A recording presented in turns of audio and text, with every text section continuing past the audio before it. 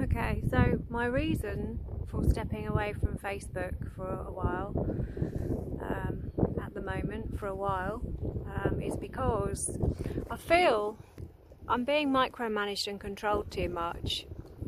I feel like it's very stifling and suppressive. I feel a bit suffocated actually, and it's affecting my mental health and my well-being to be controlled and micromanaged by people in Facebook that obviously are watching my live videos as I'm making them, deciding to switch them off. But what the problem is you think it's recording because it's going through. It's not signal, you know, because if it was signal, sometimes it's the signal and the signal won't let it go through. But when it looks like it's filming and then you watch it back and it's only 20 seconds of a 5-minute film, you've lost a hell of a lot of work that was really important. In my condition, you know, I've had sepsis of my foot. It's still there, it's not recovered. I've got very low blood pressure. Even now I feel very tired, and I've been ring fenced. I'm going through a lot of deep grief really, and processing, and really I should not be being micromanaged when there's no reason. There's absolutely no reason. That's one issue. It makes me feel violated because I feel like I'm being watched, and I feel like I'm being discriminated against for my genes because I've got pure consciousness, pure DNA on one level. On the other hand, I'm tarnished and intoxicated by the establishment's false AI, their false statements and incarceration, which is very toxic, and that's what's causing all of the physiology really, and my well-being, my mental state to be what it is, which is hypervigilant. And you know, that's just only natural. If I wasn't hypervigilant, then there wouldn't be the pervasive threat.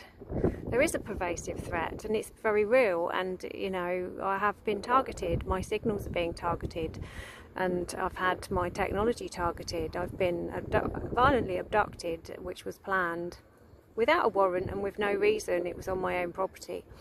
So basically I do feel quite harassed, and you know, I suppress my feelings about it really. I've kind of come to terms with it, but I think in those situations Facebook shouldn't micromanage you because I'm not doing anything wrong. They're making me feel guilty, and I'm not guilty. I'm the innocent party.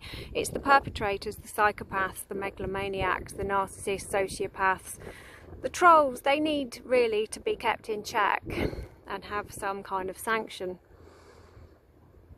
So it is affecting me, especially when I tried to share a post from the memory, you know, of me in the charity shop with trying on the dress.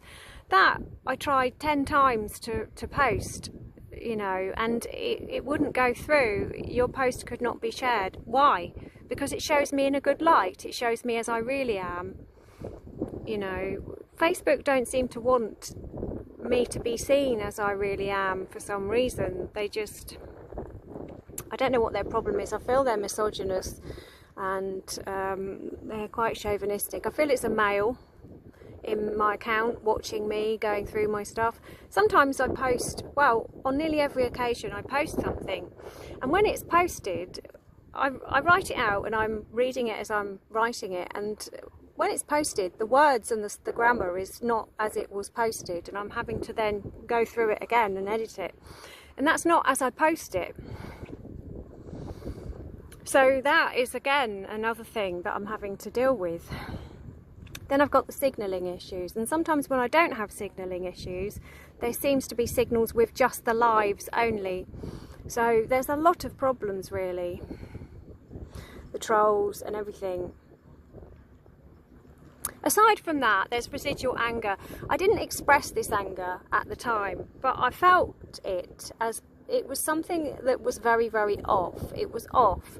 It was when there was the vaccines, and Facebook were putting rainbows around people's profile pictures who were vaccinated to psychologically program with a form of NLP that vaccinated people are rainbow people, good people of society, and the non-vaccinated nothing, really. I don't think they should have, well, in a way it's good because you needed to see who was vaccinated because they were dangerous, because you didn't want shedding. You know, whenever I came into contact with a vaccinated person, then obviously I would become very affected by that, because they're injected with a virus that they then go and give to people. So I suppose on that level Facebook were good, and they had to do it in that manner. I don't like the fact that the lives are being deleted. I think they need to be left there in the memory because it shows a timeline. I don't really want my lives to be shown. You know, some of them are in there, and in years to come they might be evidence. It shows you as you were in that state, in that point in time, and I don't really want to have to download them or delete them or do anything, really. I think they should just be left as they are. I don't really know what the problem is. That's another thing that's winding me up, because in my other account I had to download everything, and that gave me a breakdown. I had to get the space inside my device. I had to make sure it was able to download it. It was an absolute bloody nightmare. I'm not joking. It tipped me over the edge just doing that, and I can't face doing it again. And I shouldn't have to. It's because I shouldn't have to. You get a breakdown because you're doing something you're not supposed to be doing.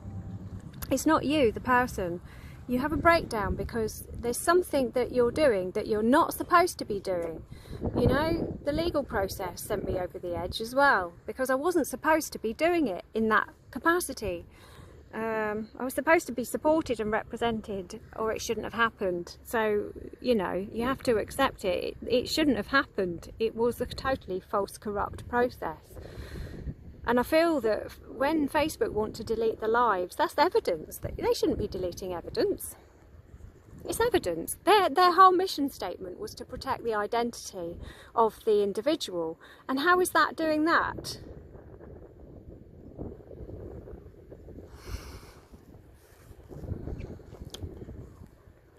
So anyway, I suppose you have to let that go, the rainbows around the profile pictures, because it gave us an opportunity to see who was dangerous and who not at that time. So yeah, because I have to stay away from vaccinated people, because vaccines break down the integrity, they change someone's personality, and it's a form of NLP really. It's gene warfare. Aside from all of that, I don't particularly want to catch the toxins that people are taking in. There's enough of that anyway. So the other thing was that you got persecuted. Facebook wouldn't let people mention the C word, the COVID word, or the vaccine word. So you weren't allowed to talk about COVID or vaccines, and people were being suspended for doing so. That is really childish. You know, why don't the psychopaths and the politicians, they are one and the same, get suspended for talking shit, basically? When they haven't done what they said they were going to do as a politician, what they got voted for, why don't they get suspended or locked out of their account so their account stays as it is? But they can't get in, they can't actually function, and we can all see who they were. They haven't done a bloody thing that they said they were going to do. Society is dire, the environment is dire, they've let it go to pot, literally.